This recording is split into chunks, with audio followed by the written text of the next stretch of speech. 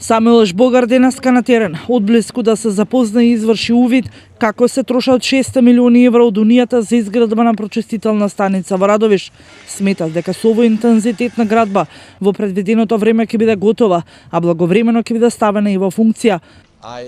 ЕУ фондовите и по тој повод јас му ветив на градоначалникот дека ќе испратам мои луѓе, значи од мојот став кој ќе дојде тука во општина да и помогнат на самата општина како подобро да се искористуваат или да аплицираат за проектите во рамките на програмата за меѓугранична соработка.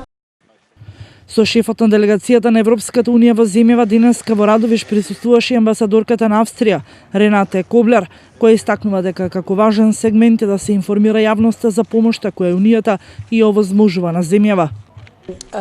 Мислам дека ова ни беше можност да дознаме нешто повеќе за граѓаните на вашата општина, подлабоко да се информираме за предизвиците со кои што ова општина се соочува. Општинските власти сметаат дека проект каков што е изградбата на прочистителната станица е од круцијално значење за целата општина, истовремено и за чувување на животната средина.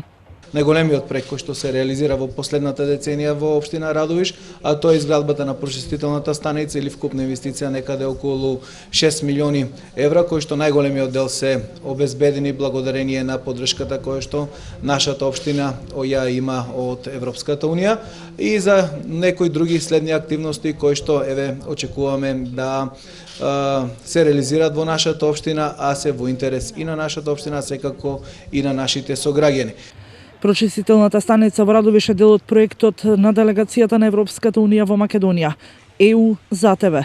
Ова е вториот настан по промоција на проект во Кичево. Токму заради фактот што мора да се зачувува животната средина, проектот е спроведен во соработка со Министерството за животна средина и просторно планирање, општината и комуналното претпријатие Плаваја од Радовиш.